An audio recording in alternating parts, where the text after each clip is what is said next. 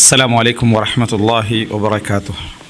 إن الحمد لله نحمده ونستعينه ونستغفره ونعوذ بالله من شرور أنفسنا ومن سيئات أعمالنا. من يهده الله فلا مضل له ومن يضلل فلا هادي له. وأشهد أن لا إله إلا الله وحده لا شريك له وأشهد أن محمدا عبده ورسوله أما بعد. அன்புள்ள சகோதரர்களே சகோதரிகளே தாய்மார்களே, இஸ்லாம் கூறும் குடும்பவியல் என்கின்ற இந்த தொடரிலே நாம் இப்பொழுது வலிமாவுடைய பாடத்திலே அந்த தலைப்பிலே இருக்கிறோம். இந்த வலிமாவுடைய பகுதி பொதுவாகவே உலக வளமையிலேயே திருமணத்துக்கு பின்னால் விருந்தளித்தல் அப்படி என்கின்ற வளமை இருந்து வருகிறது.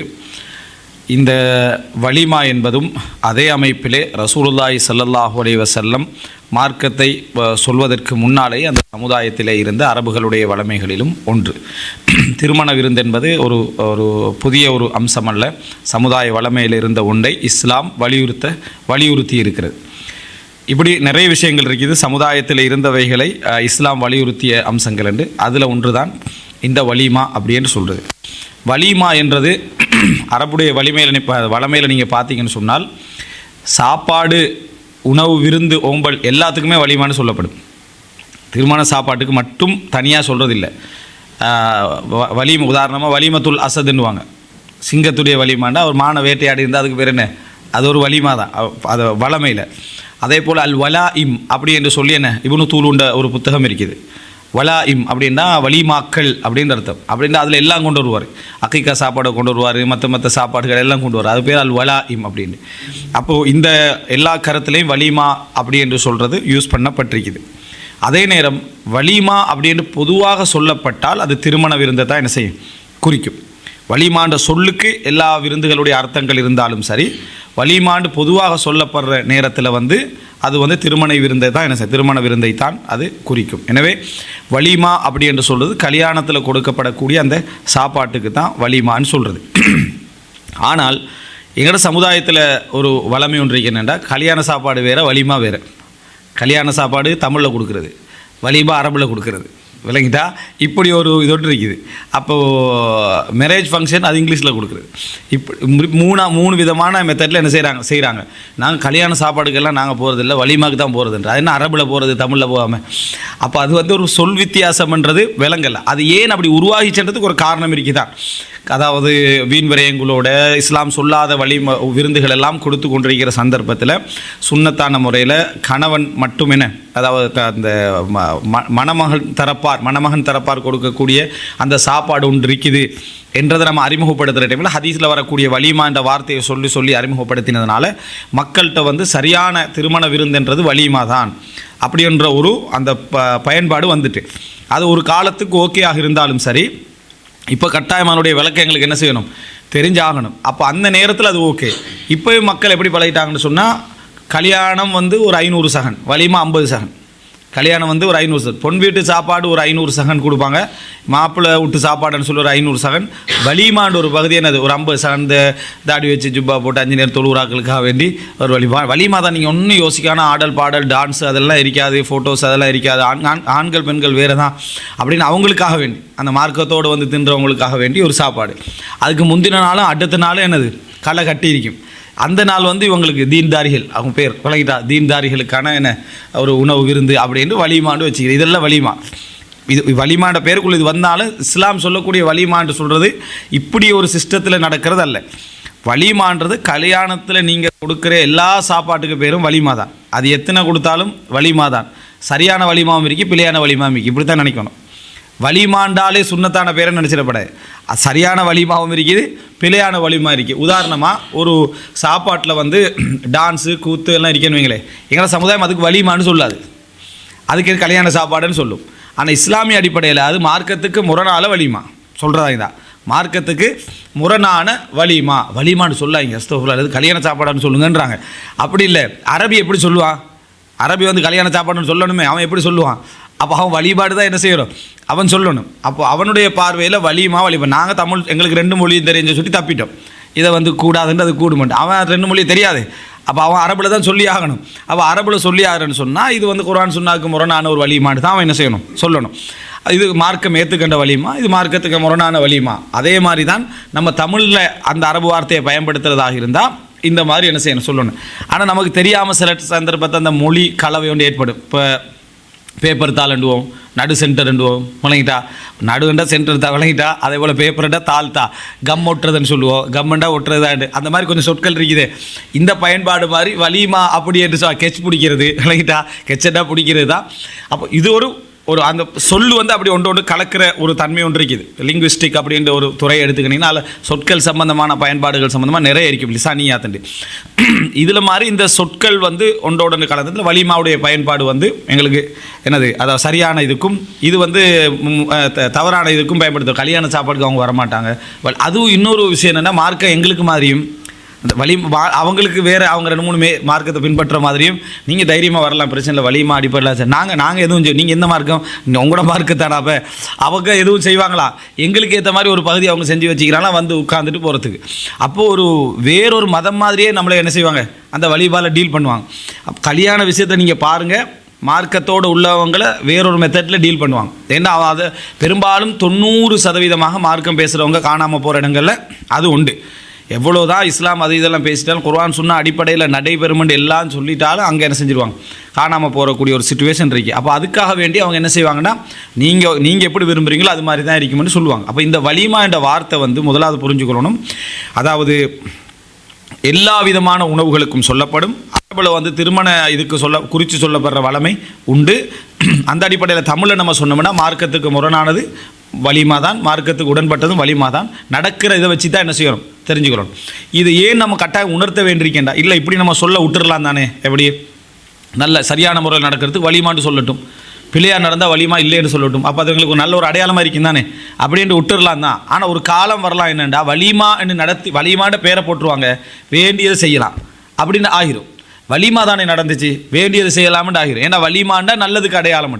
எங்களுக்கு பேர் அடையாளமாக என்ன செய்யப்படாது இருக்கல. இப்போ தௌஹீத் என்ற பேரில் இப்போ என்னது முத்தசிலா கொள்கை அந்த இந்த கொள்கையெல்லாம் போகிற மாதிரி அந்த பேரை மட்டும் வச்சு நம்ம அடையாளம் என்றைக்கு எடுத்துகிட்டு விஷயத்தை மட்டும் வச்சு தான் என்ன செய்யணும், அடையாளமாக எடுக்கணும். அஹ்லுஸ் சுன்னா வல் ஜமாத்துன்னு ஒரு காலத்தில் நல்லதுக்கு சொன்னோம், இப்போ சுன்னத்து வல் ஜமாத்துன்னு வச்சுட்டு யார் சரியா, அந்த மாதிரி பேரை மட்டும் வச்சு அடையாளமாக என்றைக்கும் எடுத்துகிட்டு போயிடக்கூடாது. அடையாள பேர்கள் சில டைமில் அழிஞ்சு போய்த்துரு, அது தவறானதுக்கு வழிகாட்டலுக்கு வாய்ப்பாகவும் இருக்குது. அதனால் அடையாள பேர் அப்படி சொல்கிறதுக்கு நம்ம பயன்படுறதுக்கு விட்றது பிரச்சனை இல்லை. வலிமாண்டா சரியானதுக்கு வலிமாண்டும், பிள்ளையானதுக்கு இப்படின்னு சொல்லிட்டு போகிறதுக்கு பயன்பாட்டில் விடுறது பிரச்சனை இல்லை. ஆனால் விளக்கத்தை கொடுத்துக்கிட்டே இருக்கணும். நீங்கள் சொல்கிற பிரச்சனை இல்லை, ஆனால் இதுதான் விளக்கம். வலிமான்றது நீங்கள் அப்படி செஞ்சுட்டாலே அதுக்கு வேண்டிய செய்யலாம்னு அர்த்தம் இல்லை. குர்ஆன் சுன்னா அடிப்படையில் அது என்ன செய்யணும், இருக்கணும். சரியான வலிமா இப்படி தான் இருக்கணும். பிள்ளையான வலிமாக்கு பிள்ளையான வலிமா தான், அது வலிமாண்ட பேர் வச்சதுனால எதுவும் சரியாக போகிறது இல்லைன்ற ஒரு விளக்கத்தை நம்ம என்றைக்குமே கொடுத்து கொண்டிருக்கணும். இது வலிமாண்ட சொல்லுக்கு விஷயம். இப்போ சிலர் என்ன செஞ்சிடறாங்கன்னா, இப்போ காட்டிலே வலிமா ஃபங்க்ஷன் அப்படின்னு அடிச்சிடுறாங்க. நாங்கள்லாம் உங்களை வந்து வலிமாவுக்கு அழைப்பதில் மிகவும் மகிழ்ச்சி அடைகிறோம் அப்படின்ட்டு வலிமாண்டே அடிச்சிடுறாங்க. மாப்பிள்ளை அவன் ஒரு சாப்பாடு தான் கொடுப்படுது, அதாவது மணமகன் தரப்பில் அது வலிமாண்டே என்ன செஞ்சிடறாங்க, அடிச்சிடுறாங்க. இது வலிமா சம்பந்தமான ஒரு தவறான விளக்கம். சரியாக நடைமுறைப்படுத்தணும்னு நினைக்கிற பாட்டிட்டு ஒரு தவறான விளக்கம். பெண் தரப்பால் கொடுத்தா அதுக்கு பேர் வலிமா இல்லை அப்படின்ட்டு.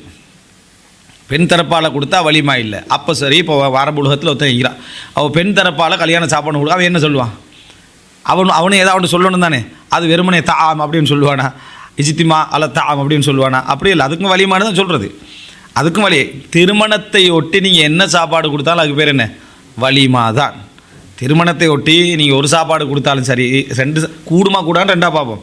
2 சாப்பாடு கொடுத்தாலும் சரி, 3 கொடுத்தாலும் சரி, 7 நாள் என்னது மண் அவுலமா சபாத் ஐயாம், 7 நாள் வலிமா கொடுத்தவர்கள் அப்படி என்று சொல்லி ஒரு தலைப்பே என்ன செய்யுது இருக்குது.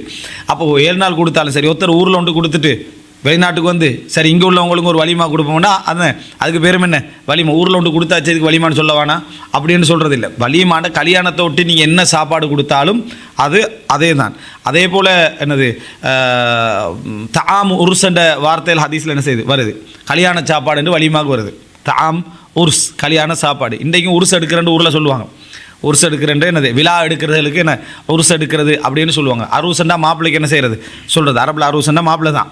அப்போது இந்த மாதிரியான வார்த்தைகள் தாம் உருஸ் அப்படின்ற பயன்பாடு என்ன செய்யும், அதில் சொல்லப்படும். இதை நீங்கள் அப்போ பார்த்தீங்கன்னா கல்யாண சாப்பாடு தாம் உருஸ் இப்போ எனவே திருமணத்தை ஒட்டி செய்யப்படுகின்ற எல்லா சாப்பாட்டுக்கும் பேர் வந்து உணவு விருந்துக்கும் பேர் வந்து வலிமா தான். அது பெண் தரப்பால் கொடுத்தாலும் வலிமா தொன்னிசா, பெண்கள் கொடுக்கக்கூடிய வலிமா. இது வலிமத்துள்ளன, அதாவது ஜவுஜ் அல்லது வலிமத்துல் அரூஸ் அப்படின்னு எல்லா தரப்பில் கொடுக்கப்படுறதுக்கு பேரும் வலிமாண்டு பேர் தான். 2 தடவை கொடுத்தா 2 வலிமான்னு அர்த்தம். எனவே வலிமா ஒன்று வேறு, அது வேறு. கல்யாண சாப்பாடுக்கு அரபில் சொல்லப்படுறது எல்லாமே என்ன வலிமா அப்படின்னு தான் சொல்லப்படுறது. கல்யாண சாப்பாடு அப்படின்னு சொல்லி தனியான ஒரு அடையாளம். அதனால் தவறு சரிகளை விஷயங்களை வச்சு அறிந்து கொள்ளணுமே தவிர பெண்கள் தரப்பால் கொடுக்கப்படுறது வலிமா இல்லை அப்படின்ற பயன்பாடு வந்து பிழையான ஒரு நடைமுறைன்றதை நம்ம புரிந்து கொள்ள வேண்டும். இது ஆரம்பமாக. இரண்டாவதாக வந்து ஹதீஸ்களில் நம்ம பார்க்குற சந்தர்ப்பத்தில் இந்த இது பகுதிகளுக்கு வருவதற்கு முன்னால் வலிமா என்ற அந்த ஒரு பகுதிக்கு வருவதற்கு முன்னால் எப்படி கொடுக்கணும், எத்தனை சாப்பாடு கொடுக்கணும், யார் கொடுக்கணும், யார் பொறுப்பு அப்படின்றதுக்கு முன்னால் நாங்கள் அந்த துவா சம்பந்தமாக ஒன்று பார்த்தோம். அது நாங்கள் அந்த அக்து நிக்காஹ்ல நடக்கக்கூடியதில் விதஅத்தான விஷயம் என்று பார்த்தோம். சரியான துவா பாரக்கல்லாஹு லக்க பாரக்க அலைக்க வஜமா பைனக்குமா ஃபீ கைர்னு பார்த்தோம். இந்த இடத்துல வந்து கொஞ்சம் அது தொடர்பான துஆக்கள், திருமணம் தொடர்பான அந்த துஆக்கள் என்று சொல்லி ஒரு சில ரிவாயத்துக்களை மட்டும் பார்த்துட்டு அடுத்த பதிக்கு நம்ம போவோம். என்ன அப்படின்னு சொன்னால் ரசூலுல்லாஹி ஸல்லல்லாஹு அலைஹி வஸல்லம் புகாரில் வரக்கூடிய செய்தி 4793 4793வது இலக்கம். ரசூலுல்லாஹி ஸல்லல்லாஹு அலைஹி வஸல்லம் அவங்க வந்து வலிமா, அதாவது இந்த வலிமா முடிஞ்ச பின்னால் தண்டை ஒரு மனைவியை திருமணம் முடிச்சு ஜைனப் ரலியல்லாஹு அன்ஹான்னு நினைக்கிறேன், அவங்கள திருமணம் முடித்த பின்னால் வலிமா முடித்த பின்னால் காலையில் அன்று வெடிஞ்ச காலையில் ரசூலுல்லாஹி ஸல்லல்லாஹு அலைஹி வஸல்லம் ஒவ்வொரு மனைவியராக போவாங்க. ஒவ்வொரு மனைவியிட்ட போய் சலாம் சொல்லுவாங்க. அந்த திருமணம் முடிஞ்சு அடுத்த நாள் வந்து சலாம் சொல்லுவாங்க. இது பலதார திருமணம் முடித்தவங்களுக்கு. மற்றவங்க வீட்டில் உள்ளவங்களுக்கு என்ன சலாம் சொல்ல வேண்டியதா. அவங்க என்ன செய்வாங்க, போய் அஸ்ஸலாமு அலைக்கும் அஹ்லல் பைத் வரஹ்மத்துல்லாஹ், அஸ்ஸலாமு அலைக்கும் அஹ்லல் பைத் வரஹ்மத்துல்லாஹ், அதாவது என்னது, இந்த குடும்பத்தினரே உங்கள் மீது அல்லாஹ்வுடைய சாந்தி உண்டாகட்டும், அல்லாஹ்வுடைய ரஹ்மத் உண்டாகட்டும் என்று சலாம் சொல்லுவாங்க. இப்போ நபிமார்களுடைய மனைமார்கள் பலதார திருமணத்தில் ரோசமாக இருந்தாங்கடா நம்ம படிப்போம் தானே. அவங்களோட பதில் எப்படி இருக்குமெண்டா வலைக்கஸ்ஸலாம் வரஹ்மத்துல்லாஹ் வ கைஃப வஜத்த அஹ்லக பாரக்கல்லாஹு லக், எப்படி உங்களோட குடும்பத்தை கண்டீங்க, அல்லாஹ் அவங்களுக்கு பரக்கத் செய்வானாக. இதுதான் அவங்களோட பதில் இருக்கும். அப்போ எல்லா ரோசம் எது இருந்தாலும் சரி, அவங்க வந்து அந்த என்னது சொல்கிறது தக்தீருல் ஐஷ், அந்த வாழ்க்கையை வந்து கெடுத்து விடுகின்ற, அந்த மனசை வந்து முறித்து விடுகின்ற மாதிரியான நிகழ்வுகள் அவங்க என்ன செய்யலை, அந்த நேரங்களில் செய்யலை. இல்லைன்னா இப்போ காலையில் விடிஞ்சு வந்து நம்ம அஸ்ஸலாமு அலைக்கும்னு சொன்னால் இந்த மாதிரி பலதார திருமணம் முடிச்சு என்ன பதில் இருக்கு அவங்கள்ட்ட விளங்கிட்டா. நீங்கள் சலாம் சொல்கிற நிலைமையில் நான் இன்னால் இல்லா வேணும் நான் சொல்கிற நிலைமையில் நான் ஆயிக்கிறேன் அப்படின்னு தான் உண்மையிலே என்ன செய்யும் பதில் வரும். ஆனால் அந்த குறிப்பாக ஆயிஷாவில் அவங்க அந்த ரிவாயத்தில் வருது. ஆயிஷா இளம் வயசில் இருக்கிறவங்க அவங்க கூட என்ன சொல்லுவோம், அலைக்கஸ்ஸலாம் வரஹ்மத்துல்லாஹ் கைஃப வஜத்த அஹ்ல, குடும்பத்தை எப்படி கண்டீங்க, பாரக்கல்லாஹு லக், அல்லாஹ் அவங்களுக்கு பரக்கத் செய்வானாண்டு அடுத்த மனைவியர்கள், அதாவது கணவனுடைய அடுத்த திருமணத்துக்கு துவா செய்ததாக வரக்கூடிய செய்தி பாரக்கல்லாஹு லக். அப்போ இந்த ரிவாயத்திலையும் பாரக்கல்லாஹு லக்க தான் கணவனுக்கு கேட்கப்பட்டிருக்கு. எந்த நேரத்தில் அக்து நிக்காஹ்ல மட்டுமல்ல, இது திருமணம் முடித்து வலிமா முடித்து அடுத்த நாள் காலையில் என்ன சொல்லப்பட்டிருக்கிறத நம்ம பார்க்குறோம்.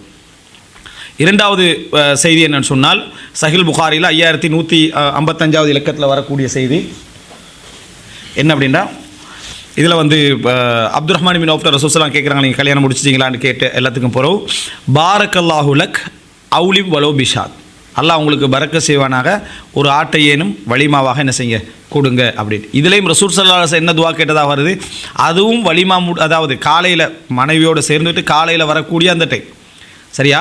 அப்போ அதில் வந்து என்னது, அதாவது ஒரு இரவு கழிச்சு சேர்ந்தார்களா இல்லைன்னு ஒரு இரவு கழிச்சு வரக்கூடிய அந்த டைமில் என்ன செய்கிறாங்க, அந்த துவாவை கேட்டார்கள் வருது. அப்போ அதுலேயும் பாரக்கல்லாஹு லக். சஹீல் புகாரியில் 5367வது இலக்கத்தில் வருது. அந்த ஜாபீர் ரலியல்லாஹு அன்ஹு செய்தி இருக்குது. அவங்க வந்து 9 என்னது பெண் மக்களை விட்டு செல்கிறாங்க அப்துல்லா தந்தை. அப்போ தான் அந்த கன்னி பெண்ணை நீங்கள் முடிச்சிருக்கலாமே அப்படி என்று கேட்ட டைமில் அவர் சொல்கிறார், என்ன நான் வந்து இன்னொரு ஆளை கொண்டு வந்து 9ஓட 10ஆக என்ன நான் அதில் ஆக்கிக்கல விரும்பலை, அவங்கள கவனிக்கிற மாதிரி ஒரு ஆளை நான் திருமணம் முடிக்க நினைச்சேன் என்றாங்க. அப்போ கவனிக்கிற மாதிரி ஒரு ஆளை நம்மளாக கற்பனை பண்ணிக்க செய்யப்படாது, அவங்கள்ட்ட சொல்லணும் திருமணம் முடிக்கும் போது இப்போ இதுக்கு தான் நான் முடிக்கிறேன், இந்த நோக்கத்துக்கு தான் முடிக்கிறேன்னு சொல்லணும். அப்போது அதனால் வந்து அப்படி முடிச்சேன்னு சொன்ன உடனே ரசூலுல்லாஹி ஸல்லல்லாஹு அலைஹி வஸல்லம் அப்படி சொன்ன ரசூலுல்லாஹ் கண்ணியை முடிச்சிருக்கலாமேன்னு சொன்ன ரசூலுல்லாஹ் நோக்கத்தை புரிஞ்ச உடனேயே பாரக்கல்லாஹு லக், அல்லாஹ் உங்களுக்கு பரக்கத்து செய்வானாக அப்படின்னு துவா கேட்டதாக வருது. அப்போ மூணாவது செய்தியிலும் என்ன வருது, பாரக்கல்லாஹு லக். அடுத்தது சுனன் அபு, இது வந்து நம்ம திருமணத்தின் இலக்குகளில் இந்த சப்ஜெக்டை பற்றி விளங்கப்படுத்தினோம். சுனன் அபு தாவூதில் 2130வது இலக்கத்தில் வருது. அபு ஹுரைரா ரலியல்லாஹு அன்ஹு அறிவிக்கிறாங்க, கான இதா ரஃப அல் இன்சான, இந்த அதாவது ரஃப அப்படி என்று சொல்கிற வாழ்த்து சொல்கிறதுக்கு வருது. ரஃப வாழ்த்து அப்படின்றது ஒரு இஸ்லாமிய நடைமுறை அன்றல்ல, நம்ம தமிழில் அதுதான் மொழிபெயர்க்கிறதுக்கு இருக்குது. சரியா? ரஃப அல் இன்சான், ஒரு மனிதனுக்காக வாழ்த்துனா என்ன, இஸ்லாத்தில் வாழ்த்துன்னு ஒன்று இல்லை, இஸ்லாத்தில் ஈர துவா மட்டும்தான். அப்போ இதா ரஃபா அல் இன்சான் இதா தசவச், கல்யாணம் முடிச்சால் அப்படின்னு வருது. அப்போ இந்த கல்யாணம் முடிச்சாலண்டா அது ஒன்று கூறுறதை குறிக்கும், அக்கது நிக்காவே என்ன செய்யும் குறிக்கும். அந்த மாதிரி கட்டத்தில் ரசூலா இப்படி துவா கேட்பாங்கன்னு வருது. அதில் 2 வார்த்தை கூடுதலாக வருது. என்ன? பாரக்கல்லாஹு லக் வபாரக அலைக் வஜமா பைனகுமா ஃபீ ஹைர். அல்லாஹ் உங்களுக்கு பரக்கத் செய்வானாக, உங்கள் மீது பரக்கத்து செய்வானாக, உங்கள் இருவரையும் நலவிலே சேர்த்து வைப்பானாக. இதில் லக்க அலைக்க, உங்கள் மீது உங்களுக்கு உங்கள் மீது என்ன வித்தியாசம் அப்படின்றதுக்கு சரியான நேரடியான ஒரு இது இல்லை, இருந்தாலும் பல காரணங்கள் சொல்கிறாங்க. லக்க அப்படி என்று சொல்கிறது உங்களுக்கு பரக்க செய்கிறது அப்படின்றது உங்களுடைய பொருளாதாரம், உங்களை சூழ உள்ள அந்த விஷயங்கள், வீடு, அதில் பறக்க செய்கிறது. அலைக்க அப்படின்றது உங்களுடைய ஆரோக்கியம், உங்களுடைய அந்த மன நிம்மதி, இந்த மாதிரி விஷயங்களில் பறக்க செய்கிறது. இப்படி ஒவ்வொன்றுக்கும் ஒரு விளக்க சொல்லி எப்படியோ 2ல் என்னது, அதாவது வித்தியாசம் இருக்குது. வஜமா பைனகுமா ஃபீ ஹைர், உங்கள் இருவரையும் நலவிலே சேர்த்து வைக்கட்டும் அல்லாஹ். அதாவது கெடுதிகளில் உங்கள் 2 பேரும் பிரித்து வைக்கணும், அப்படின்னா கெடுதிகளில் சேராமல் ஆக்கட்டும் அப்படி என்று சொல்லி ஒரு துவா கேட்பார்கள். அப்போ இதில் பாரக்கல்லாஹு லக்குன்னு சொன்னால் கூட போதும். 3 ஹதீஸ்ல நம்ம பார்த்த மாதிரி மேலதிகமாக பாரக் அலைக்க வஜமா பைனகுமா ஃபீ ஹைர்.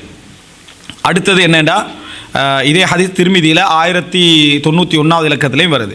அடுத்தது சுனன் நசாயில் அகீல் இப்னு அபி தாலிப், சுனன் நசாயில் வந்து அகீல் இப்னு அபி தாலிப் வந்து திருமணம் முடிக்கிறார். அபு தாலிபின் மகன் அகீல் திருமணம் முடிக்கிறாரு. இம்ராத்தம் மிம் பனி ஜசும் கோத்திரத்தை சேர்ந்த ஒரு பெண்ணை. அகீல் யார்? ஜாஃபர், அதே போல் அலி, தாலிப் இவங்களுடைய சகோதரர். அகீல் லஹு பிர் ரஃபாஇ வல் பனீன்.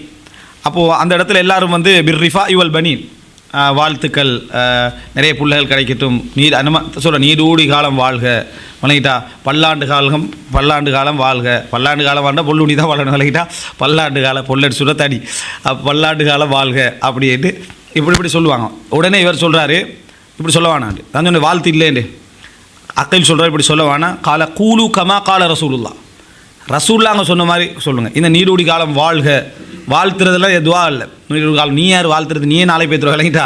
அதனால் அந்த மாதிரியெல்லாம் சொல்லக்கூடாது. எப்படின்னா பாரக்கல்லாஹு ஃபீக்கும் வபாரக்க லக்கும் அப்படி சொல்லுங்கன்னு ரசூலுல்லாங்க சொன்ன மாதிரி நீங்கள் சொல்லுங்கன்னு யார் சொல்கிறது? அகீல் இப்னு அபி தாலிப் ரலியல்லாஹு அன்ஹு அவர்கள் சொல்கிறாங்க. அப்போ பாரக்கல்லாஹு ஃபீக்கும் வபாரக்க லக்கும், பாரக்கல்லாஹு லக்க என்ற துவாக்கு கடைசியில் பாரக்கல்லாஹு லக்கும்னு சேர்த்துக்கிறோம் பன்மையாக. பாரக்கல்லாஹு லக்கும், பாரக்கல்லாஹு லக்க, அதை பாரக்கல்லாஹு லக்கும். அதுக்கு முன்னால் பாரக்கல்லாஹு ஃபீக்கும், அதுக்கு முன்னால் பாரக்கல்லாஹு ஃபீக்கும் வபாரக்க லக்கும் என்ற துவா சுனன் நசாயில் 3371வது செய்தியாக என்ன செய்து வருகிறது. அப்போ இந்த செய்திகள் எல்லாம் எங்களுக்கு துவாக்களை காட்டும். 3 விதமான துவா பார்க்குறோம். ஒன்று பாரக்கல்லாஹு லக், இன்னொன்று பாரக்கல்லாஹு லக்க வபாரக்க அலைக்க வஜமா பைனகுமா ஃபீ ஹைர், இன்னொன்று பாரக்கல்லாஹு ஃபீக்கும் வபாரக்க லக்கும் அப்படின்ற இந்த துவா. இது வழிமாட்டு நேரத்துலையும் சொல்லலாம், அக்கது நிக்காவுடைய நேரத்துலையும் சொல்லலாம், வேறு வீதிகளை நம்ம காண்றோம் அந்த நேரத்தில் என்ன செய்யலாம் சொல்லலாம்.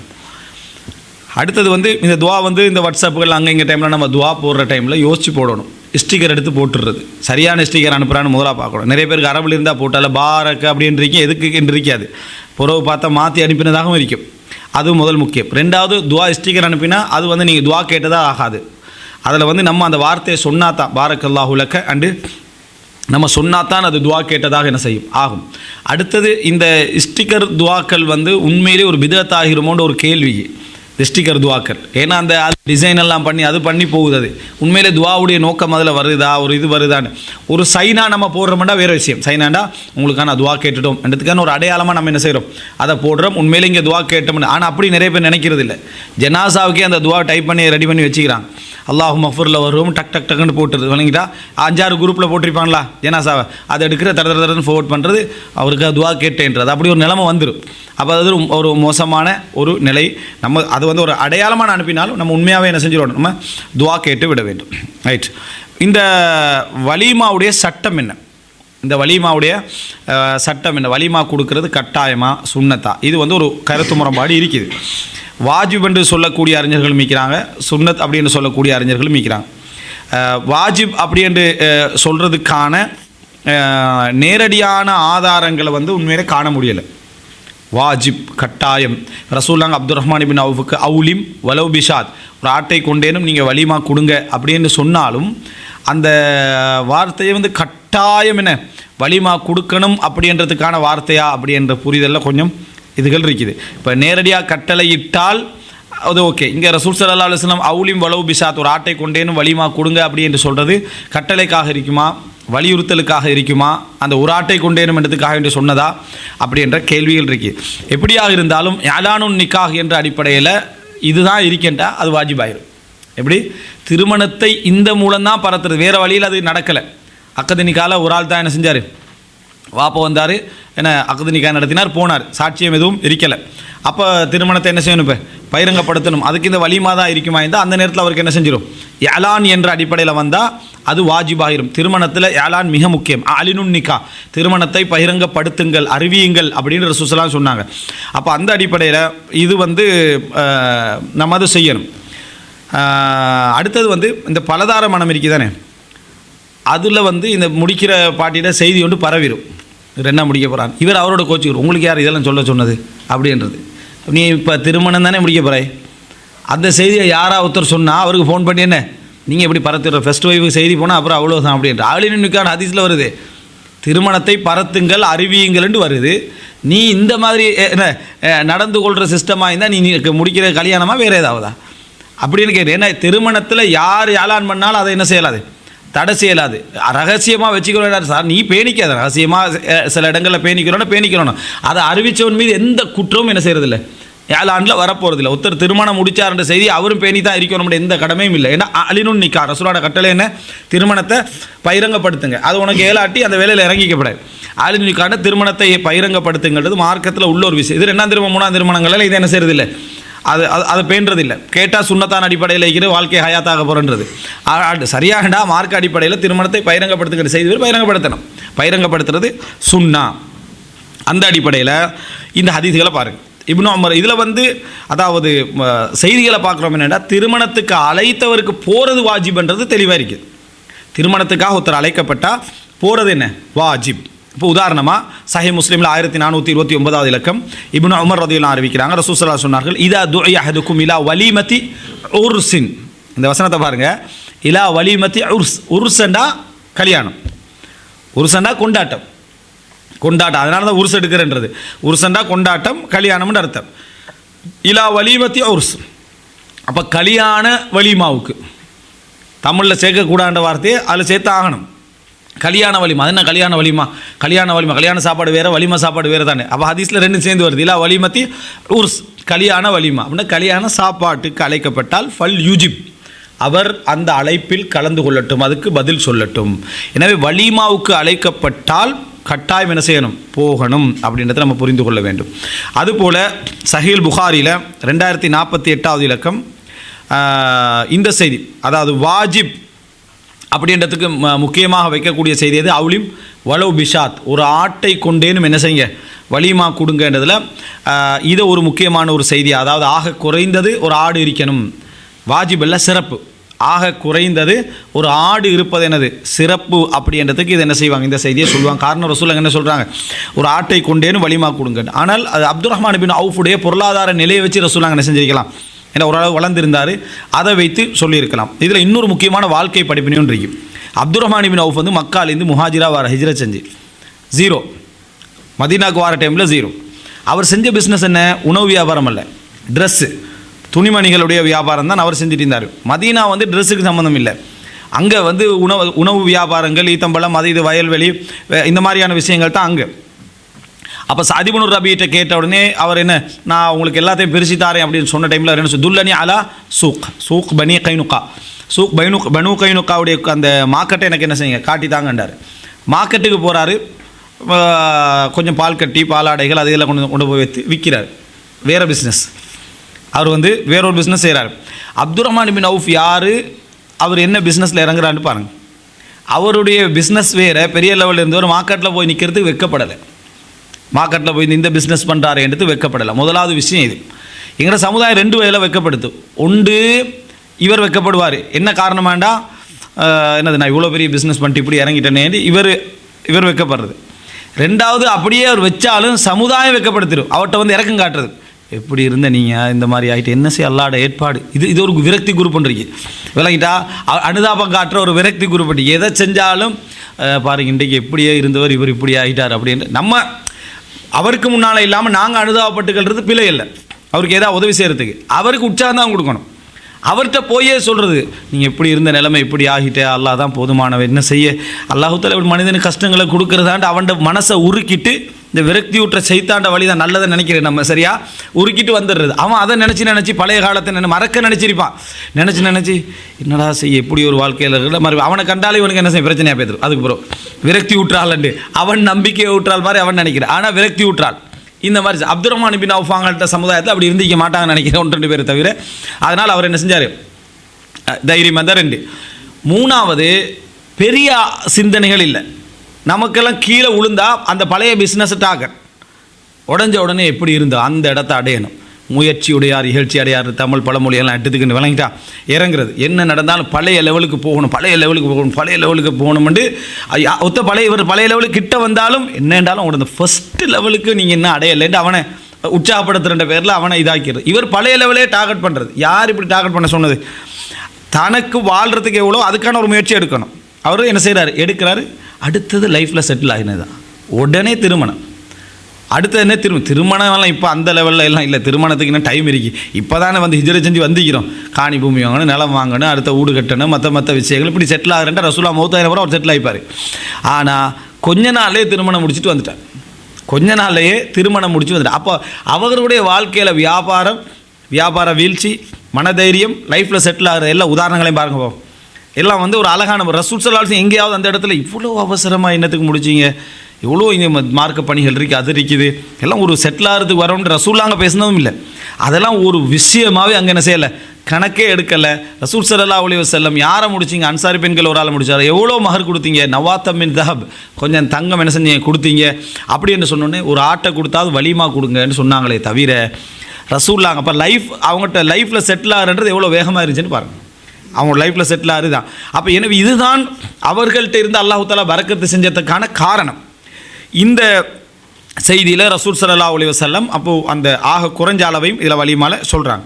ரைட். அடுத்து என்னென்னா புகாரியில் 5173வது இலக்கம் அப்துல்லா பின் உமர் ரலியல்லாஹு அறிவிக்கிறாங்க, இதா துஇ அஹதுக்கும் இலல் வலிமத்தி ஃபல்யத்திஹா, உங்களில் ஒருவர் வலிமாக்க அழைக்கப்பட்டால் அவர் அதுக்கு கட்டாயம் செல்லட்டும். அப்போ இதுவும் வாஜிபன்றத்தை காட்டுது.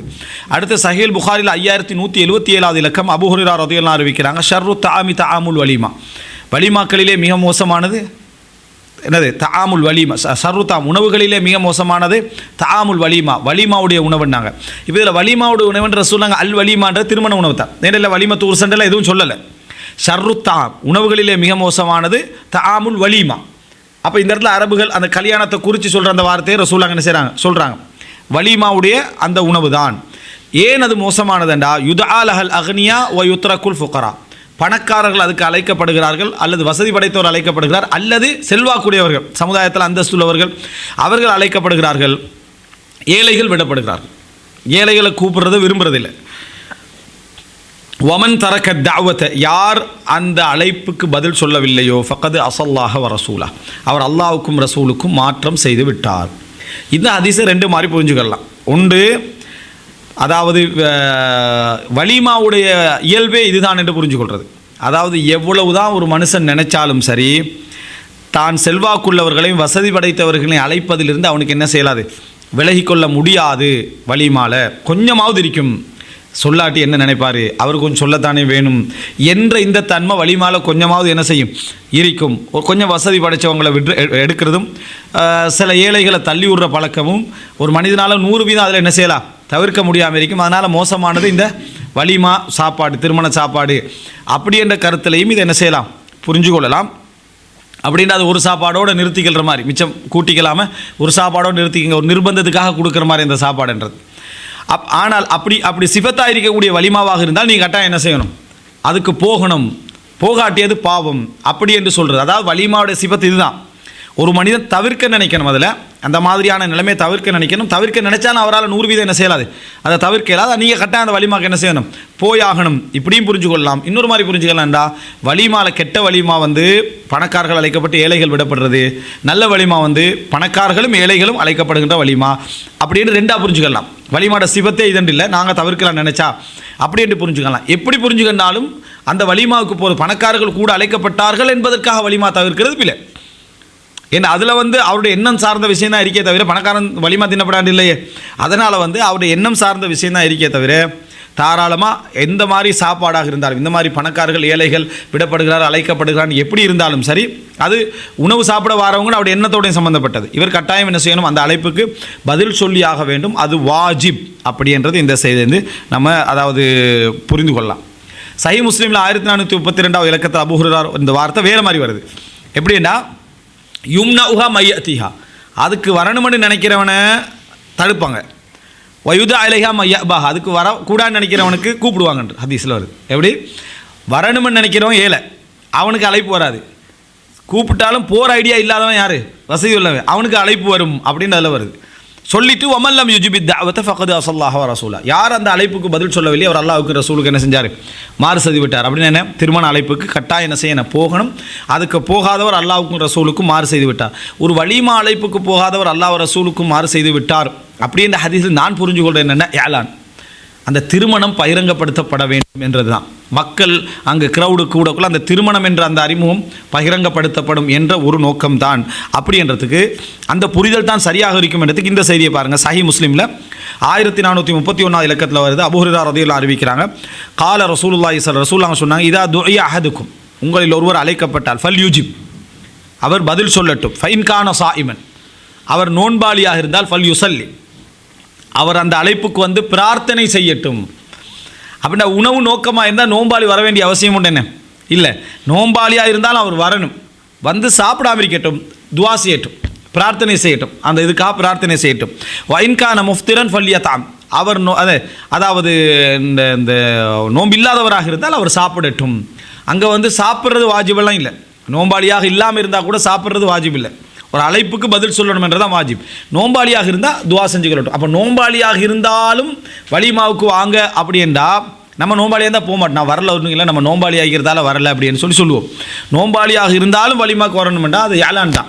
அந்த திருமணத்தை பகிரங்கப்படுத்துகின்ற அந்த நோக்கம் தான் ரசூல் ஸல்லல்லாஹு அலைஹி வஸல்லம் அவங்களுக்கு என்ன செஞ்சு இருந்திருக்குது. அப்படின்றது இந்த திருமணத்துடைய அந்த அழைப்பு வாஜிப் அப்படின்றதுல நம்ம புரிந்து கொள்கிறோம்.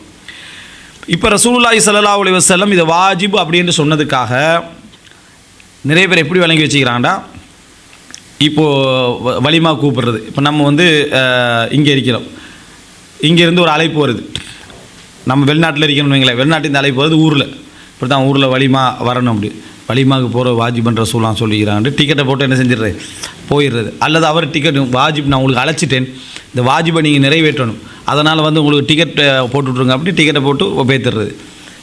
இது மார்க்கெட்டில் இந்த விளக்கமே இல்லை. இந்த அழைப்பெல்லாம் ஊருக்குள்ளே தான் வாஜிப். இது மட்டுமல்ல, நிறைய விஷயம் ஊருக்குள்ளே மட்டும்தான் வாஜிப். ஜனாசாவுக்கு போகிற வாஜிப்ன்றது ஊருக்குள்ளே தான், பிரயாணம் செஞ்சு போகிறதில்ல.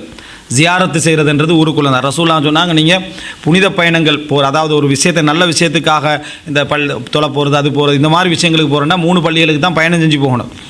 அது மக்கா, மதீனா, பைத்துல் மக்திஸ். கபர் ஜியாரத்துக்கு கூட பயணம் செஞ்சு போகக்கூடாது.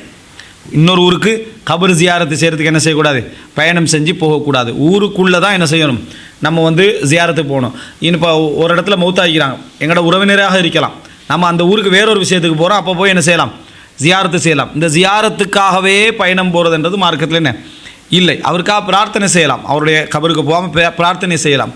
இப்போ ஜியாரத்தை பொறுத்த வரைக்கும் ரசூலுல்லாஹி ஸல்லல்லாஹு அலைஹி வஸல்லம் அவங்க மக்கா டு மதீனா வார வழியில் அபுவா இருக்குது, அங்கே ரசூலாவோட தாய் அடக்கப்பட்டிருக்கிறார். அப்போ ரசூல் ஸல்லல்லாஹு அலைஹி வஸல்லம் அல்லாஹ்ட்ட அனுமதி கேட்குறான் கபரை ஜியாரத்து செய்கிறதுக்கு. இல்லாமல் ரசூலா மதீனாலேருந்து தாயுடைய கபருக்காக ஜியாரத்து செஞ்சதாக எந்த செய்தியும் என்ன இல்லை. ரசூலா மிகவும் இறக்கமுள்ளவனாக இருந்தாங்க. அப்படின்னா இந்த அதாவது குபா பள்ளிக்கு போகிற மாதிரி ரசூலா அங்கே என்ன செஞ்சிருப்பாங்க, ரசூல் ஸல்லல்லாஹு அலைஹி வஸல்லம் போயிருப்பார்கள். அப்படி போனதாக செய்தி இல்லை.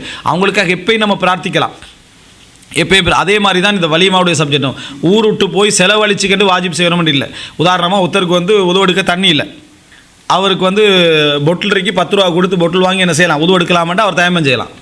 10 ரூபா செலவழித்து தான் அவர் உதவு எடுக்கணுமன்றது இல்லை, அவர் தயமம் செய்யலாம். அப்படி தான் மார்க்கம் வச்சிருக்கு. 10 ரூபா ஒரு பொட்டிலுக்கு செலவழித்து நீ என்ன தண்ணி வாங்கி அதை உதவு எடுக்க தேவையான அவசியம் இல்லைன்னா வலிமாவுக்கு வந்து 1000 ரூபா செலவழித்து போகணும் இஸ்லாம் சொல்லுமா, அப்படி சொல்லாது. இது பிழையான நடைமுறை. அடுத்து வலிமாக எங்கேருந்தாவது கூப்பிட்டுருந்தா அப்போ நாங்கள் பாவத்தாளி ஆகிடணும். சரியா? உதாரணமாக ஒரு 1000 கிலோமீட்டருக்காக நீ வலிமாக்கு வந்துருங்க, இவனை பாவத்தாளி ஆகி காட்டுறேன் பாருன்னு சொல்லி என்ன வலிமாக்கு வந்துருங்கன்னு ஃபோனை வச்சுட்டா சரி, நான் வந்து காணி பூமியெல்லாம் விற்று போட்டு அந்த வலிமாக்கு நான் போகணும். சரியா?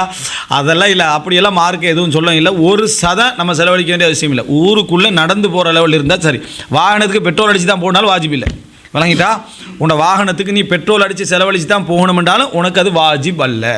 நீ வந்து அதுக்காக செலவழித்து போகிற வாஜிப்னு சொல்லி இஸ்லாம் எங்கேயும் என்ன செய்யலை, சொல்லலை. ஹஜ்ஜுக்கே அல்லாஹ் தஆலா லிமன் இஸ்ததா இலைஹி சபீலா, வசதி உள்ளவன் தான் என்ன செய்யணும், போகணும், முடிஞ்சவன் தான் போகணும்ன்றக்குள்ள இவங்களோட வலிமாக்கு மட்டும் நாங்கள் என்ன செய்யணும், அப்படி போகணும்ன்ற எந்த கடமையும் இல்லை. சிலர் அப்படியே அழைச்சிட்டு, இப்போ நான் அழைச்சிட்டு நீங்கள் வாரது வாஜிபாகிட்டே அப்படின்னு அது வேறு சொல்லி கேள்றது. விளங்கிட்டா?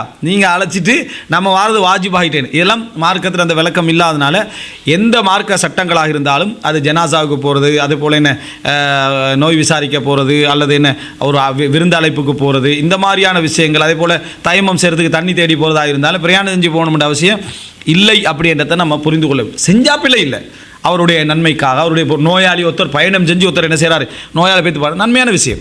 ஆனால் இவர் பாவத்தாளி ஆகுவாரான்னு கேட்டால் என்ன, இவர் பாவத்தாளி ஆக மாட்டார், அதில் குற்றமுள்ளவராக இவர் மாற மாட்டார் என்பதை நம்ம இதில் புரிந்து கொள்ள வேண்டும். இது முக்கியமான ஒரு அம்சம். இந்த வழிமாட பதில் சொல்கிறது, அந்த ஜனாசாவை பார்க்க போகிறது, நோயாளிகளை பார்க்க போகிற விஷயங்கள் எல்லாம் இது பிரதானமான அம்சம். அதாவது இப்போ ஒரு ஆள் போயிட்டாருமே, ஒரு நீண்ட தூர பிரயாணத்துக்கு போயிட்டார், பாவமாகிருமே, அதனால தான் நான் நீண்ட தூர பிரயாணம் போகணும்னு சொல்லக்கூடாது. உங்களுக்கு பாவமே இல்லை, நீங்கள் ஏதோ அந்த சகோதரத்துவத்தை சேர்றதுக்காக போய்க்கலாம், அது வேறு. ஆனால் நான் நன்மை நிறைவேற்ற போனேன்னு சொல்லி பைத்துல் மக்திஸுக்கு போன மாதிரி வலிமாவை என்ன செய்யப்படாது, நம்ம ஆக்கிடக்கூடாது என்பதை நம்ம அடிப்படையில் புரிந்து கொள்ள வேண்டும். மார்க்கத்தில் இதில் யாருமே கருத்து முரண்பாடவில்லை. இது செலவழித்து தான் ஒரு இடத்துக்கு போகிற இடத்துல கருத்து முரண்பாடு படவில்லை. இப்போ ஊருக்குள்ள வலிமாக்கே நிறைய பேருக்கு போகிறது வெக்கமாயிட்டு. ஏன் வெக்கமாயிட்டு அப்படின்னு சொன்னால், கிஃப்ட்டு கொடுக்கணும். சரியா? கிஃப்ட்டு கொடுக்குற ஒரு பிரச்சனையால் ஒரு வெக்கமான ஒரு உணர்வுலையே என்ன செய்கிறாங்க, அந்த வலிமாக்கு போகிறாங்க. இன்னும் வெறுங்கையோட போகிறது எப்படி இருக்குது அப்படி என்று சொல்லி என்ன அந்த மாதிரி ஒரு நிலைமைக்கு ஏதாவது ஒரு அதுக்கு தான் என்ன மொய் எழுதுறன்னு சொல்லி ஒருத்தர முன்கால உட்கார வச்சு நம்மளோட மான மரியாதை வாங்குற மாதிரி என்ன அவர் உட்கார்ந்துருப்பார். அதை தாண்டி போகிறவங்களாம் பணத்தை போட்டு இன்றைக்கு முஸ்லீம் கல்யாணங்கள்ல என்ன செய்யுது, அந்த மொய் எழுதுகிற ஒரு வளமை உண்டு இருந்துகின்றிருக்கு. செலவு அப்படி இல்லாட்டி கூட எடுத்து மடித்து என்ன அவங்களோட வீட்டு இதில் அதில் கொடுத்துட்றாங்க. அதை வந்து பிரித்து பார்க்குறது, அதை கிஃப்ட் வாங்கணும்னு போட்டிருப்பாங்க, இதெல்லாம் எழுதியிருப்பாங்க. ஆனால் பிரித்து போடுறதுக்கு ஒரு ஃபங்க்ஷன் ஆக்கி விட்றான். வந்தது கிஃப்ட்டுகளை பார்க்குறது, அதில் வந்து என்னது கவரை பிரிக்கிறது, எத்தனை வந்துருக்கு, கிஃப்ட்டு வானாண்டா அதை புறக்கணிக்கக்கூடிய மைண்ட் செட்டுக்கு என்ன செஞ்சிடணும், வந்துடணும். அப்போ அது வேறொரு மெத்தடில் அட்லீஸ்ட் அதுக்கு ஒரு முக்கியத்துவம் கொடுக்காத அமைப்பில் வீட்டுக்குள்ளே நம்ம வச்சுக்கணும்னா நாளைக்கு அது பொருத்தமாக இருக்கும். இந்த கிஃப்ட் கலாச்சாரம் வந்து இஸ்லாத்தில் இருக்கல. ரசூல் ஸல்லல்லாஹு அலைஹி வஸல்லம் அன்பளியுங்கள் அன்பு வளரும்னு சொன்னாங்க. அது இயல்பாக நடக்கிற விஷயம். இது வந்து ஒரு புள்ள பிறந்தன்னு பார்க்க போனால் கூட என்ன ஏதாவது கொண்டு போகாட்டி நல்லம் இல்லையே அப்படின்றது. சஹாபாக்கட காலத்தில் அனசல்லாங்க பெற்ற பிள்ளைகளுக்கெல்லாம் ஒருத்தர் கிஃப்ட் கொண்டு போனால் நீங்கள் நினச்சி பாருங்க பாப்போம், 70-80 பிள்ளைகள் தொடர்ந்து கிஃப்ட் கொண்டு போனால் என்ன இருக்கும். அப்போ இந்த காலத்தில் ஓகே கிஃப்ட்டு சாத்தியம், ஒரு புள்ள பிறந்து அதுக்கு பிறகு இவன் சாகிற டைமில் அடுத்த புள்ள பிறக்குது, அதனால் அது இந்த காலத்தில் வந்து என்ன அது ஒரு சாத்தியம் என்று சொல்லலாம். அப்போ இவனே அதை பிளே பண்ணி செய்கிறான், குடும்ப கட்டுப்பாடு அந்த கட்டுப்பாடுன்னு சொல்லி புள்ள வானாண்டி இவன் பிளே பண்ணி செஞ்சுட்டிருக்கிற காலம். அப்போ இதில் பிரச்சனை இல்லை. அன்றைய காலத்தில் வந்து இப்படியான என்ன பிள்ளைகளை பார்க்க போகிறதுக்கு கிஃப்ட் எடுத்துகிட்டு போகிற ஒரு சம்பவம் நடந்திருக்குமா? ரசூலாங்கிட்ட எத்தனை பிள்ளைகளை கொண்டிருக்கிறாங்க, ரசூல் அங்கே பைத்துல் மாலிந்தி இவருக்கு ஒரு ஃபண்டு கொடுங்கன்னு சொல்லி என்ன ஏதாவது செஞ்சுக்கிறாங்களா? அப்படியெல்லாம் எதுவுமே நடக்கலை. ஆனால் அந்த கிஃப்ட்டு கொடுக்குறதுனால ஒரு ஆளோட வீட்டுக்கு போகிறண்டா கூட ஏதாவது வாங்கிட்டு போகிறது என்ன ஒரு பழக்கமெண்ட் ஆக்கிடுறாங்க. அது வந்து அடுத்தவனுக்கு ஒரு பெரிய ஒரு சங்கடத்தை என்ன செய்யுது ஏற்படுத்த. அவரும் திருப்பி வரதுக்கு யோசிக்கிறார், அவர் இப்போ வந்தாலும் எதாவது எடுத்துகிட்டு வர்றார், நம்ம என்ன தான் கொண்டு போகிறதுன்னு தெரியாது. கொண்டு போகிறது பிழையெல்லாம் இல்லை, வளமைப்படுத்தி அது ஒரு சிஸ்டம். நாங்களே இப்படி கொண்டு போகிற வளமை உள்ளவங்க ஒரு நாள் உடைச்சிடணும். அதை அப்படி கொண்டு போகிற வளமை உள்ளவங்க ஒரு நாள் உடைச்சிடணும். அவங்களோட எதிர்பார்ப்புகளை நம்ம வளர்த்துக்கொள்ளக்கூடாது, அவங்களோட எதிர்பார்ப்புகளை நம்ம வளர்த்துட்டு நம்மளே நம்ம சங்கடத்துக்குள்ளே போட்டுக்கிறது பார்க்க போகிறது இல்லை. ஏன் கொடுக்குற வளமை அதனால் பார்க்க போகிறது இல்லை. அவங்க எதிர்பார்க்குற வளமை நம்ம தான் உண்டாக்கினது, அடுத்தவனுக்கு எதிர்பார்க்குற வளமை நம்ம உண்டாக்கி. அப்போ திருமணத்தில் வாஜிபண்டு போக நினைக்கிறவனே என்ன செய்கிறான், வெக்கப்படுறான். எதனால ஏண்டா இந்த கிஃப்ட் கலாச்சாரத்தால் வெக்கப்படுறான். அதுக்கு முன்னால் ஒரு டேபிள் போட்டு வச்சுக்கிறேன், கிஃப்ட்டு கூடாண்டு இதில் போட்டுட்டு விளங்கிட்டா முன்னால் டேபிள் போட்டு வச்சுக்கிறான். என்ன செய்ய சொல்ல மக்கள் கொண்டு வந்துடா, இன்னும் இந்த டேபிளில் வைங்க என்னென்ன அதில் கொண்டு வந்து அதை அப்படியே அடுக்கிறீக்கோ இவன் அதை தாண்டி போவான், இவன் இந்த பக்கத்தால் போயிடுறான். விளங்கிட்டா கிஃப்ட்டை கண்டோடனே கேட்டுக்கு வெளியால் அகந்த பக்கத்தால் போய் வச்சுக்கிறான், ஒன்றும் கொண்டு வரலன்னு அவள் ஒரு மாதிரி நிலைமைக்கு ஆயிடுறான். அப்போ இந்த மொய் எழுதுகிற சிஸ்டம் இதெல்லாம் வந்து இஸ்லாமிய சமுதாயத்தில் கலாச்சாரமாக அது இருக்கவில்லை. இதை செய்யவும் என்னது கூடாது, மோசமான ஒரு சப்ஜெக்ட். அதை வந்து உட்காந்து தொப்பி போட்டொருத்தர் உட்காந்து எழுந்திரிக்கிறாரா டேபிளை போட்டுக்கண்டு, விளங்கிட்டா இது எப்படி அதுன்னு விளங்கலை. அப்போது இந்த இடத்துல அதை எடுத்து கவர்ப்பா பேரெல்லாம் போட்டு என்ன செய்கிறது அதில் போட்டுடுற. சிலவன் வெக்கத்தில் பேரை போடுறது இல்லை, நம்மளை கண்டுபிடிச்சிருவான்றதுக்காக என்னென்ன அதில் பேரை போடாமல் வச்சுட்டு வந்துடுறது. நான் வச்சுருந்தேன் பேரை போடாமல் வச்சிடுறேன். இவ்வளோ அமௌண்ட்டு தானே அவன் போட்டா அப்படின்னு நினைக்கிறது. அப்படி பேச கிஃப்ட் வானான்னு சொல்கிறவங்க திறந்து பார்த்துட்டேனே இவன் தேவையா அவனுக்கு இவன்ட்டு இஸ்லாமிய முறைப்படி மறுப்பு சொல்கிறேன். எப்படின்னா நான் இவன்ட்ட எதிர்பார்த்தமா இந்த 500 ரூபா வைக்கணுமா, இவன் எதிர்பார்க்கவே இல்லை. எதிர்பார்த்தமா இந்த 500 ரூபா வைக்கணுமா அப்படின்னா என்ன, வெச்சத்தை கேவலமாக என்ன செய்யறது சொல்கிறது, இஸ்லாமிய அடிப்படையில் சொல்கிறது என்ன, நாங்கள் எதிர்பார்த்தமா இவன்ட்ட இல்லைன்ட்டு போக வேண்டியதானே. இது என்னத்துக்கு, இது இப்படி தேவையில்லாத வேலை, மார்க்கத்தில் இல்லாத ஒரு விஷயம் தானே, கவரை பிரிச்சுக்கன்னு பேசுகிற பேச்சு. அப்போ இதெல்லாம் வந்து என்ன ஒரு மோசமான நடைமுறை கிஃப்ட் கலாச்சாரத்தில். வானாண்டு சொல்கிற பாட்டிகிட்ட உள்ள நடைமுறை இதெல்லாம். வானாண்டு சொல்கிறவங்க இஸ்லாமிய அடிப்படையில் மறுப்பு. அப்போ சைத்தான் எப்படியெல்லாம் வந்து என்ன செய்கிறான்னு பாருங்கள். அடுத்தது அந்த இப்போ பெண்கள் இப்போ அந்த ஸ்டேஜில் உட்கார வச்சா அவங்களுக்கு ஏதாவது போடணுமே அப்படின்றது, ஏதாவது போடணுமே என்ற கஷ்டப்படுற பாட்டியெல்லாம் சேர்ந்து ஒரு மோதிரத்தை ஏதாவது ஒரு 5000க்கு 4000க்கு ஒரு சின்ன மோதிரமாக மெல்லிய மோதிரமாக சேர்ந்துடுறது. இந்த மோதிரம் தேவையான்னு கேட்குறது. அவங்க நினைக்கிட்டா கம்பியால் செஞ்சு விட்ட நூல் கட்டி விட்டோமா இருக்குது, இப்படி ஒரு மோதிரம் தேவையா? யார் மோதிரத்தை எதிர்பார்த்தேன், நம்ம மோதிரத்தை எதிர்பார்த்தோமா? குர்ஆன் சுன்னா அடிப்படையில் செய்கிற கல்யாணத்தில் நாங்கள் தான் வலிமான்னு போட்டிக்கிறோம். ஆனால் சொல்கிறது ஃபுல்லாக குறை தான். சரி நீ ஒன்றுமே எதிர்பார்க்கல, அப்போ அவன் நூல் மாதிரி போட்டிக்கிறான் தானே, பேசாமல் ஏறி அப்படின்ற அவங்க நீ செய்யணுமென்று ஒரு நிர்பந்தத்தை ஏற்படுத்திட்டதால குறிப்பாக அந்த சொந்தக்காரர் தான் இதில் கஷ்டப்படுறது. சொந்தக்காரர் எவனா இதை செஞ்சிடும். அதில் ஒருத்தன் வசதி ஆகிட்டான்னு வைங்களேன், அவன் வந்து போடலை, அவனுக்கு அவ்வளோதான், அத்தனை சாபம் அவன் வலிமாக்கு வந்து மேலே ஒன்றும் இல்லை. அதனாலே அந்த மனைவிமார் என்ன செஞ்சிடறாங்கன்னா காப்பு போடணும், மோதிரம் போடணும், மாலை போடணும், எதா போடணும்னு சொல்லி கஷ்டப்படுற அந்த கணவனுடைய 6 மாத சம்பளத்தை அப்படியே என்ன எடுத்து அதில் போட்டு அங்கே அனுப்பிடுறது. அது எதையாவது போடணும், அல்லாட்டி என்ன நினைப்பாங்க, ஒரு காப்பு ஒரு அது பெருமை, அந்த பெருமையாக்கணும். அது போட்டால் யார் போட்டதுன்னு கேட்கணும், இன்னால் தான் போட்டேன்னு சொல்லணும். அதில் அல்லாட்ட கூலியே எடுத்துக்கலணும் இல்லைங்களா. அல்லாஹ் என்ன செஞ்சுக்கிறேனே, ஏழைகளுக்கு உதவிக்கிறது, காப்பு மோதிரம் போட்டு ஏழைகளுக்கு உதவி. இதுக்காக வேண்டியே அந்த பெண்கள் கல்யாண நேரத்தில் என்ன செய்கிறாங்கன்னா, இப்படி தான் எங்களோட மகளுக்கு திருமணம் செய்ய வச்சுக்கிறேன், ஒரு 10 பவுனாவது நகை போடணும் தான் இல்லையா, யார் சொன்ன 10 பவுனாவது நகை போடணுண்டு, 10 பவுனாவது போடணுமா இல்லையா, ஜக்காத்தில் தர சொல்கிறது. அது எப்படி ஜக்காத்தில் கொடுக்குறாது, ஜக்காத்தில் கொடுக்கலாது. ஒரு அடிப்படை நகைகள் நகைகள் என்ற சப்ஜெக்டே ஜக்காத்துக்குள்ளே வராது. திருப்பி எப்படி அதில் அது நம்ம இது கொடுக்குறது, அடிப்படை கொடுக்கலாம். ஒரு பெண்ணுக்குரிய அடிப்படை செலவுகள் இருக்கு, ட்ரெஸ் இருக்கு, ரூமில் அந்த ரூம் செட்டுன்னு சொல்லி அமைக்கிற ஒரு வளமைக்கு, அதான் இந்த காலத்துக்கு ஏற்ற மாதிரி பெரிய லக்ஸரின்னு தேவையில்லை, சாதாரணமாக கட்டில் அல்மாரி அப்படின்ற ஒரு சப்ஜெக்ட் இருக்குது.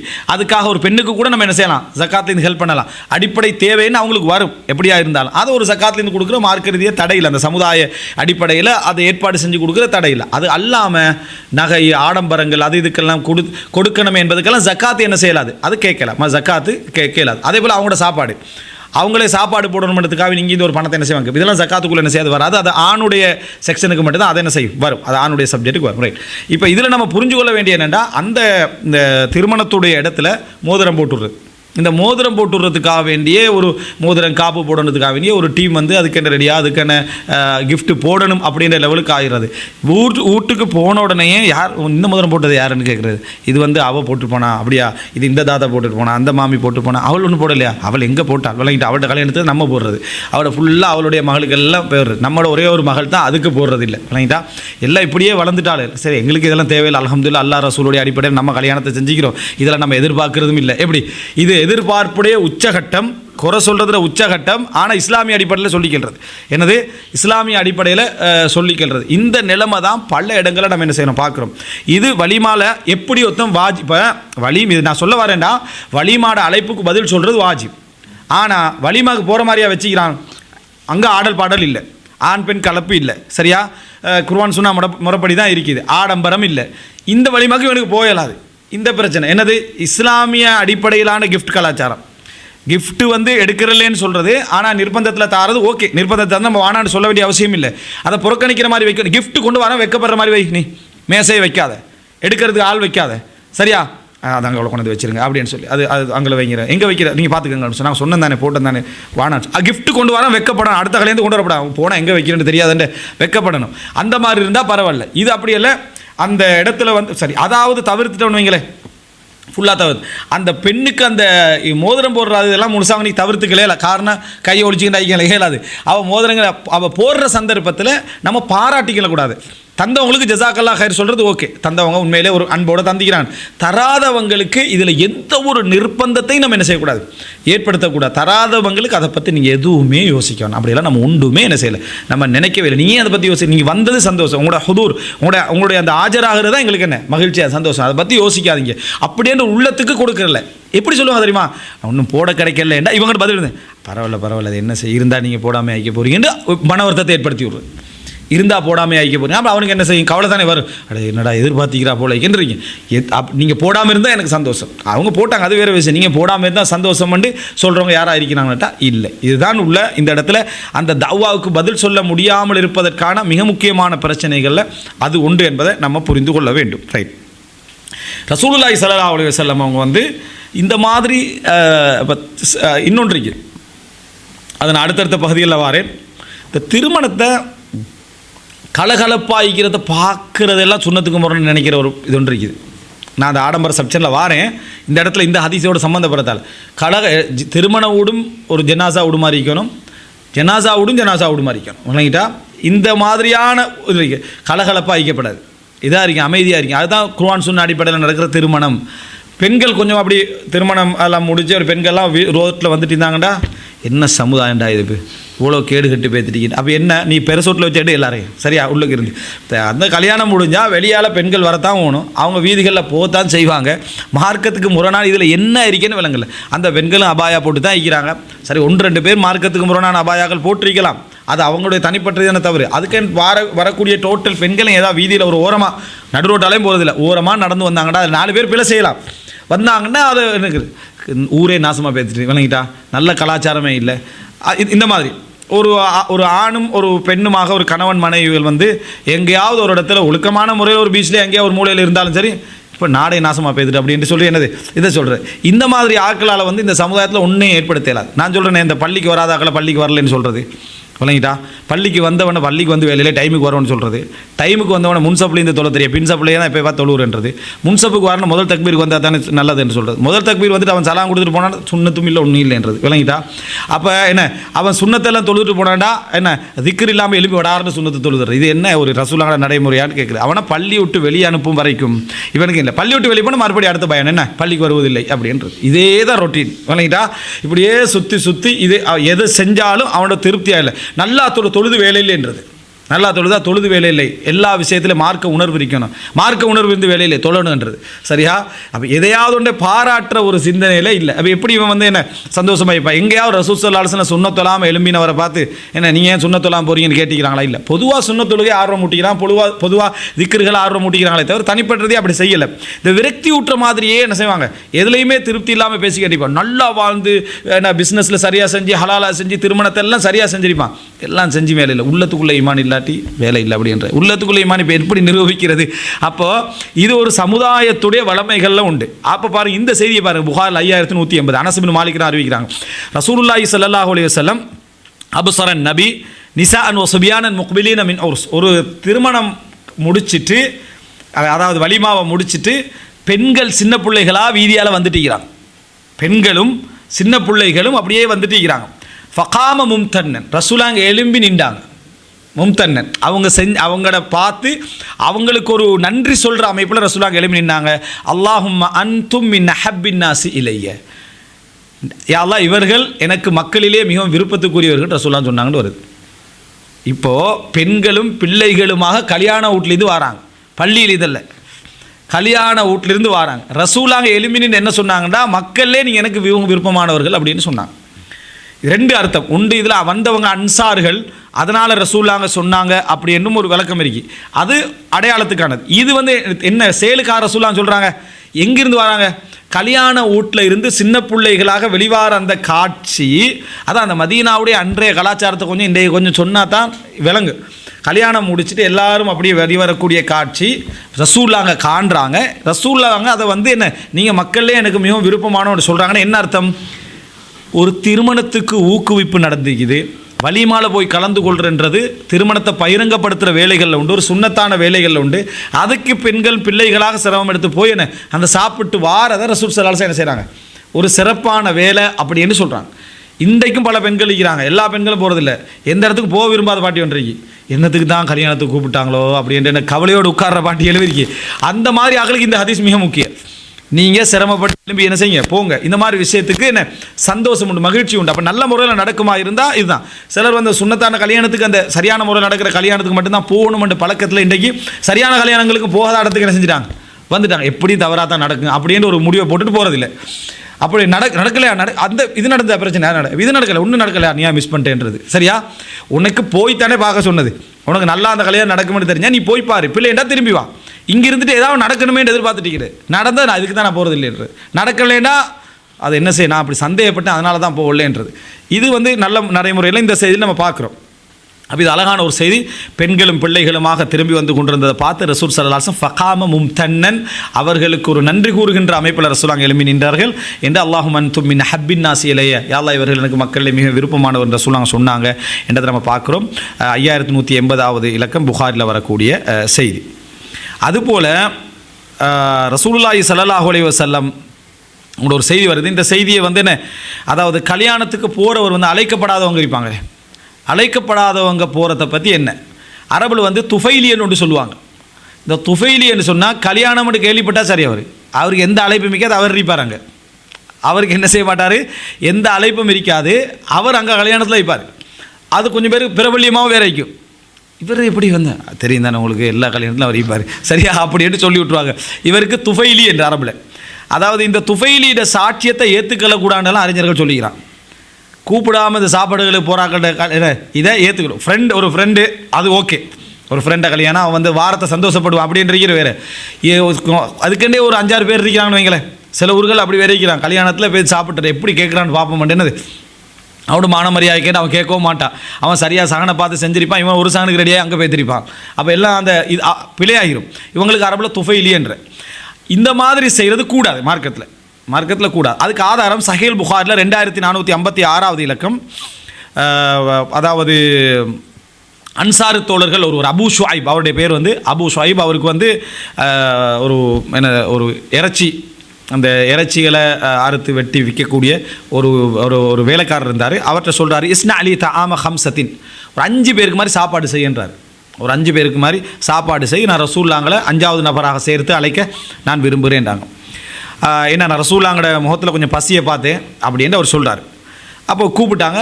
அந்த நேரத்தில் அழைக்கப்படாத ஒரு மனிதரும் சேர்ந்து என்ன செய்கிறாரு, வாரார். 6வது ஒரு ஆளாக வாரார்.